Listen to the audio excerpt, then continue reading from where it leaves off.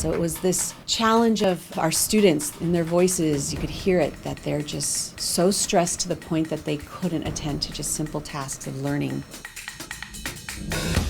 We came up with the bulldogbuzzcut challenge. We're raising money, and when we hit a certain dollar amount, someone buzz cuts or dyes their hair. Here we go.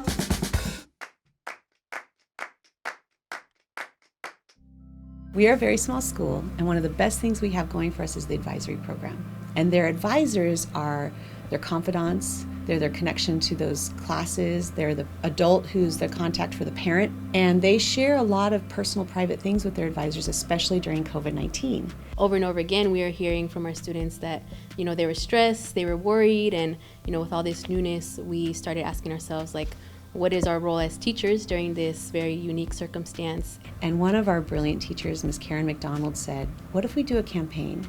We should buzz cut and dye our hair and raise some money, to try and alleviate the stress for our students.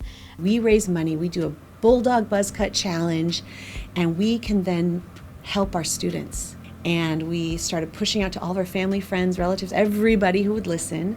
I just want to take a moment to appreciate all of you who supported this effort to raise funds for our students and their families. Bye-bye hair. Bye-bye, well said. Big thank you to everybody who donated to the EPAA COVID-19 fundraiser. Thank you for helping me to reach my goal. Thank you for helping me to exceed my goal.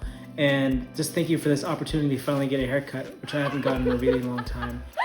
Originally, we had 5 teams, each a different color, and the goal was to raise $40K by the end of May. So each team was tasked with raising $8,000, and as soon as the team reached that amount, everyone would buzz cut and dye their hair.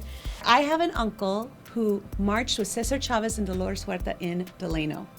He sent a check. We have little old ladies across the way who sent us checks. We have students who sent money to the Bulldog Buzz Cut Challenge. They came from everywhere.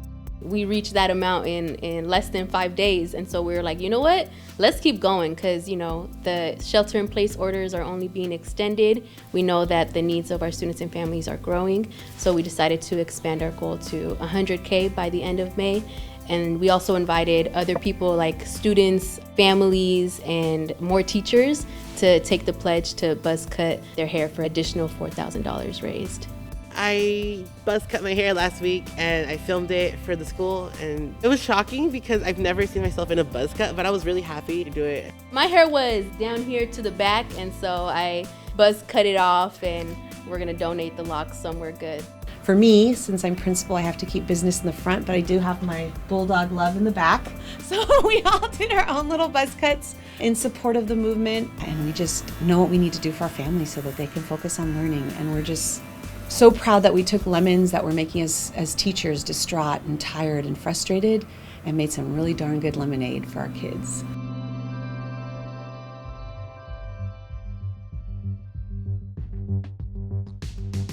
So 94% of East Palo Alto Academy students qualify for free or reduced lunch.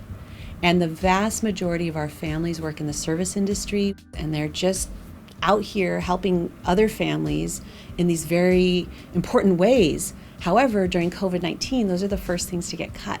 And so you can imagine that the vast majority of our families lost work or lost hours. So money is going to students and families that need help with rent, groceries, Wi-Fi, phone bills, and that have generally been affected by COVID-19. We're just really happy to know that we've helped kids pay their college registration. We know for a fact we've helped some kids stay in their homes because the rent was such a problem that they were talking about moving. And we've definitely fed a lot of families with our partners also just around the corner, the Boys and Girls Club. This helped a lot, so it's a big thank you to the staff because they really cared about us. We will be collecting as long as people want to continue giving because the need is going to still be there.